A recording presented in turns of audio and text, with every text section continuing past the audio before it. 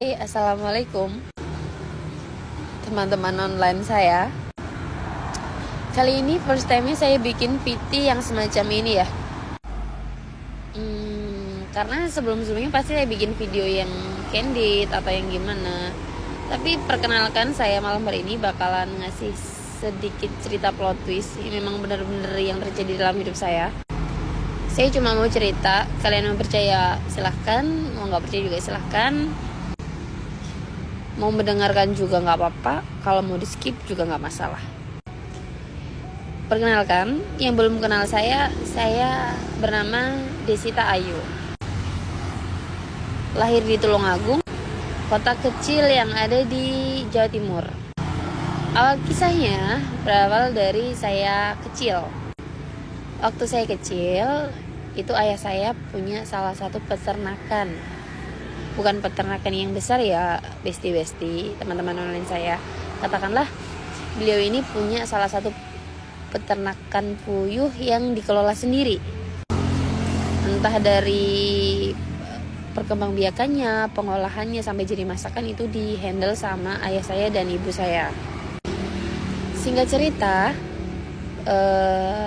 peternakan ini dibangun di ruangan bekas rumah yang kosong gitu. Sebelum jadi peternakan, ruangan ini dihuni oleh salah satu nenek saya, nenek dari adik yang uti saya. Jadi yang uti saya ini punya saudara.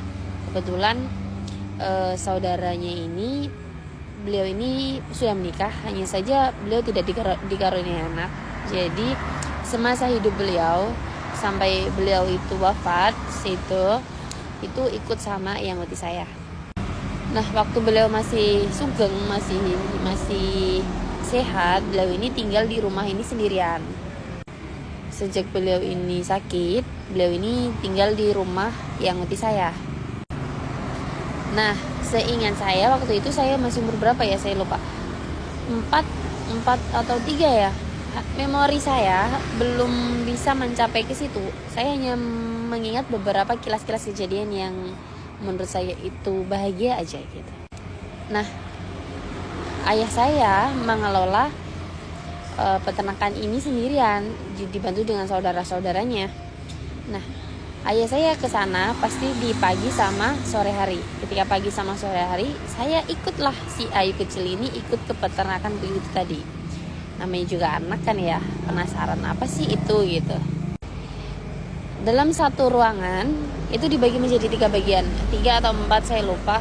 Intinya dari proses pengeraman induknya, proses telur ini masih usia berapa bulan itu pasti ada sendiri-sendiri. Jadi satu ruangan itu disekat-sekat.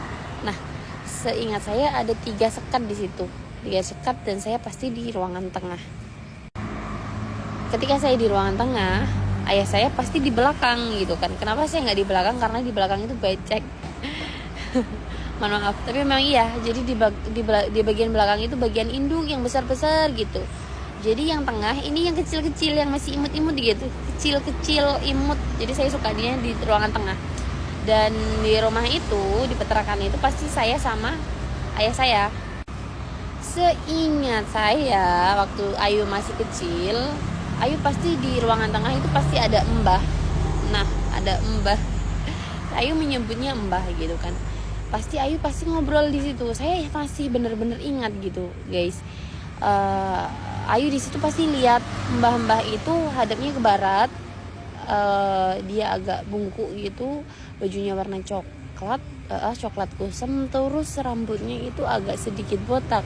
Itu enggak botak deh. Cuman masih ada gitu, masih kelihatan gitu, masih punya rambut panjang itu sebahu kelihatan. Dan waktu itu saya berpikir itu adalah mbah dari nenek saya, Mbah Kin itu. Saya kan nggak ingat ya itulah gitu. Yang saya ingatnya cuma itu adalah mbah dari nenek saya. Jadi saya ngobrol sama beliau, jadi saya pasti bilang, "Mbah, ini unik ya, ini coraknya begini ya, ini cantik, ini cewek apa cowok ya?" Pasti ada beberapa scenes yang saya ingat, pasti saya ngobrol berkomunikasi sama beliau. Tapi beliau ini anehnya nggak pernah menghadap ke saya, guys, nggak pernah menghadap ke saya. nggak pernah menjawab pertanyaan saya. Cuman beliau ini gerak gitu dari kanan ke kiri, kiri ke kanan, pasti gerak. Sudah kan, pasti saya kesana sama bapak pulang, saya juga ikut pulang. Besoknya begitu lagi. Saya masih ingat betul kalau di situ pasti ada orang gitu, nggak pernah berpikir macam-macam. Nah, kemarin waktu lebaran ini saya kan ke mbak, saya ke kakak saya, terus saya cerita begini, kalau dulu itu saya sering ke kandang peternakan sama bapak gitu kan, lihat indukan, lihat ayamnya, lihat puyuhnya, lihat telurnya, prosesnya gimana. Nah, waktu itu saya bilang gini lah, mbak saya bilang gini lah, dek, kamu nggak sadar Mbah Kin itu udah meninggal.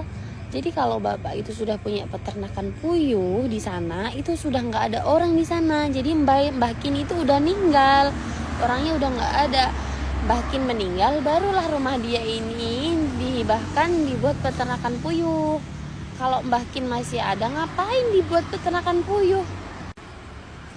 Diamlah saya 1000 bahasa.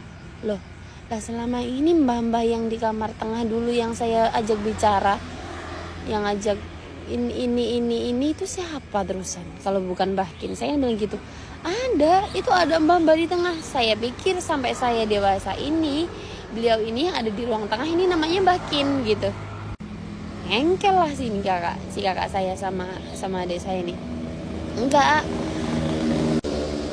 Rumah itu ketika dijadikan peternakan, Mbah Kin ini udah meninggal, jadi nggak ada orang di sana. Ngapain ada orang di sana dijadikan kandang? Lagi aja gitu. Saya bilang, lah, yang selama ini Ayu ajak bicara siapa, Kak? Saya bilangnya gitu. Kak, percayalah ini bertiga, didatangkanlah seorang bapak di situ.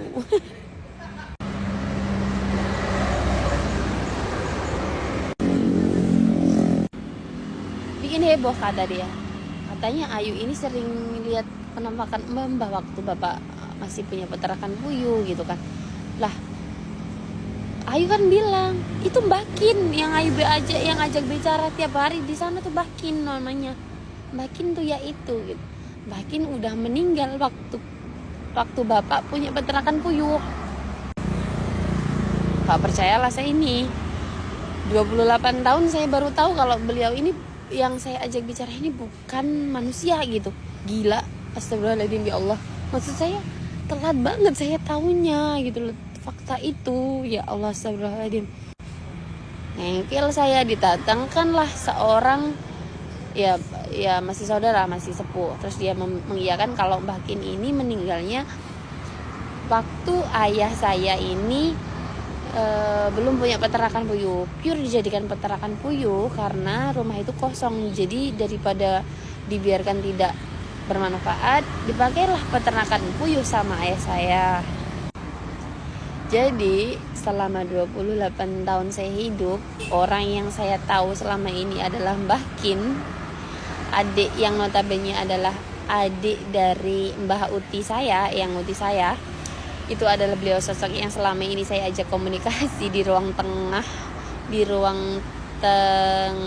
peternakan puyuh ini ternyata bukan Mbah Kin, guys. Horor banget.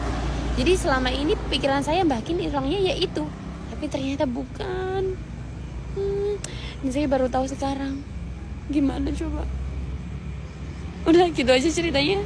Takut saya ini. Udah. See you. Wassalamualaikum warahmatullahi wabarakatuh.